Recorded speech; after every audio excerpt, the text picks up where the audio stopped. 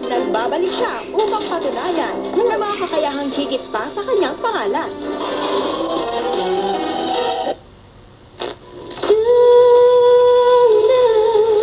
Gumalaw man o hindi, buhay na buhay pa rin ang shine ko. Sa mga pambihirang kakayahan nito, tiyak masahanga pa kayo sa ipamamalas niya ngayon.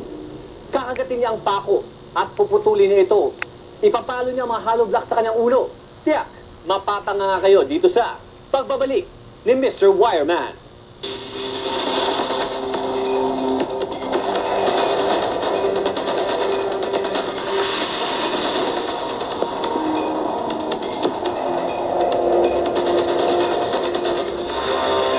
Mr. Wireman, nag-iisang yaman, mga talento na kanyang ipinagyayabang. Eto at may bago siyang trick sa pagtulay sa alambre. Ang pagtulay sa kinakalawang na barbed wire na walang takot sa tetano. Pero itong si Mr. Wireman, hindi lang puro pagbalanse sa alambre ang alam. Kaya din niya bumalanse sa 200 palito na walang napuputol. At kung ang iba'y kayang sumubo ng 180 straw, record breaker itong 250 straws ni Mr. Wireman. Kaya din niyang buhati ng 1 litro ng tubig at buko sa pamamagitan ng kanyang mga mata.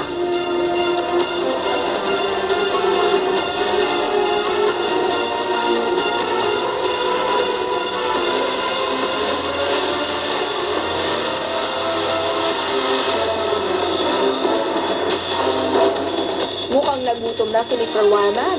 Eto't di na nakatiis na balatan ang buko gamit ang kanyang mga ngipin.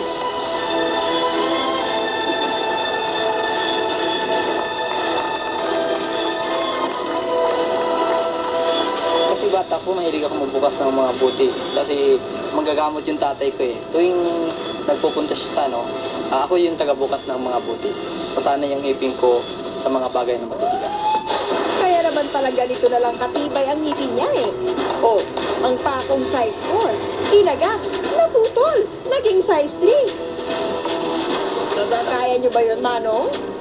Mas lalo. Dalawa lang ko ngayon, ha?